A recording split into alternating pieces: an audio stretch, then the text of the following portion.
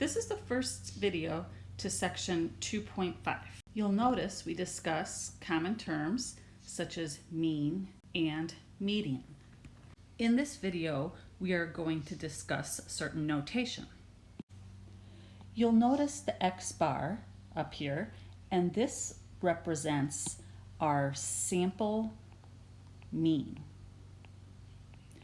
We have another mean or average, and that would be our population mean, which is represented by the Greek letter mu.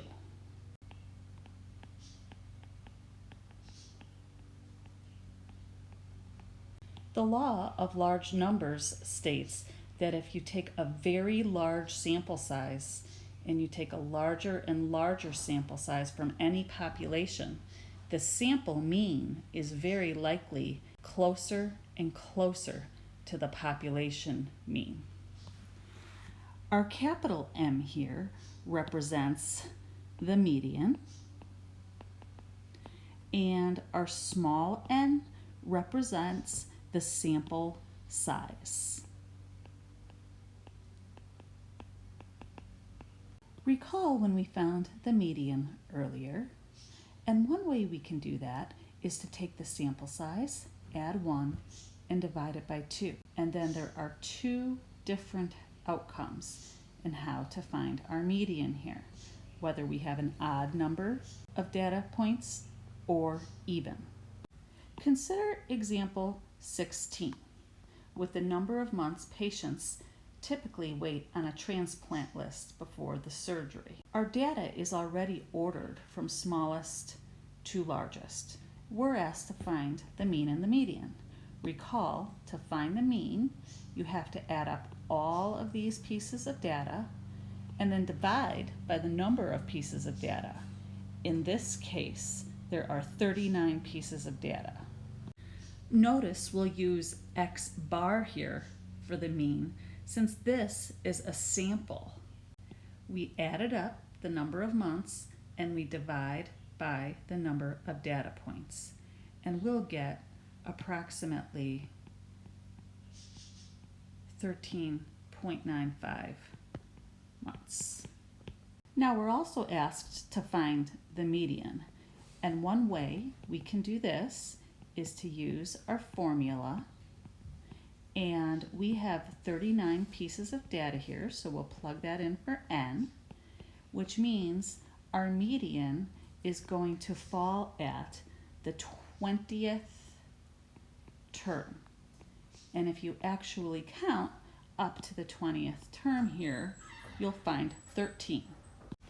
Moving on to the next page, we'll consider example 17, where we have a sample of 61 households, where one house is worth $2.5 million, and half of the rest are worth $280,000. All the others are worth $315,000. Find the mean and the median. Notice our sample size, or our n, is 61. We need to add up all of the values of the house in order to find our sample mean. So one of the houses is $2,500,000. 30 of the houses are $280,000, and the remaining 30 are $315,000. And once we add all of those up, we are going to divide by our sample size, which is 61. Now remember, this is just a sample, so we need to use the notation for sample mean. Solving for our sample mean, we will get about $333,606.56. To find the median, we have to find the very center piece of data. And we can use our formula again. Our data points plus 1 divided by 2.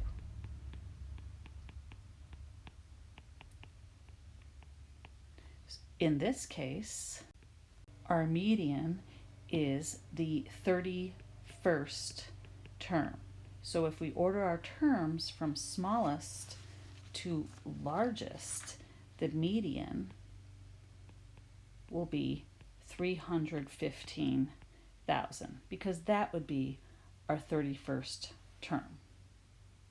The question then asks us, which is the better measure of the center of our data, the sample mean or the median?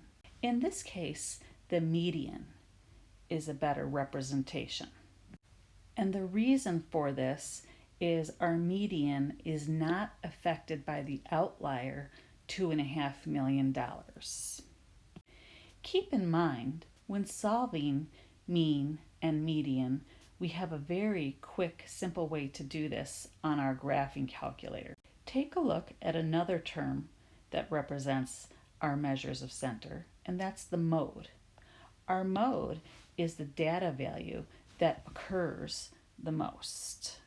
Now, there can often be more than one number that occurs the most.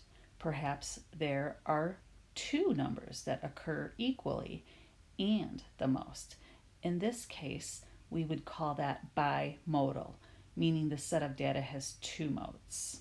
Example 18 asks us to find the mode of the following numbers that represent the number of books checked out from the library from 25 students.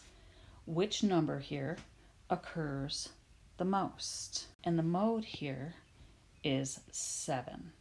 7 books were taken out the most often.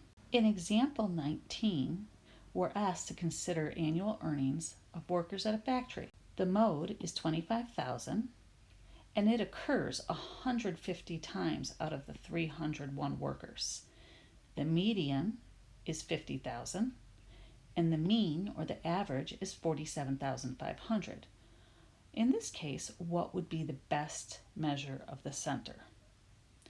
Well, since 25,000 occurs nearly half of the time, the mode would be the best measure of the center. The mean and the median don't represent what most of the people make at the factory. Sometimes you're going to have grouped data, like in example 20 below, that shows the percent of underweight children and the number of countries in the study that has this certain percentage. When you are trying to find the average or the mean of grouped data, what you must do is find the midpoint of each group. Remember, midpoint is taking the lower bound and adding it to the upper bound and dividing by 2. Once you find the midpoint for each piece of data, you need to multiply it by the number of times it will occur. So we need to take each frequency and multiply it by the midpoint.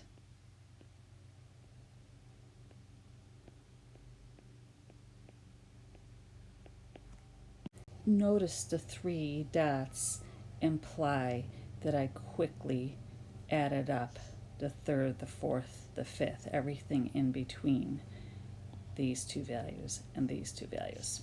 You need to divide by the total number of pieces of data. So you would add up this column and you'll have 50 pieces.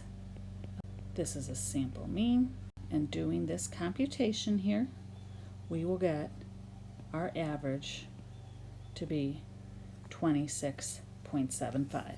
And that's the end of our video for section 2.5.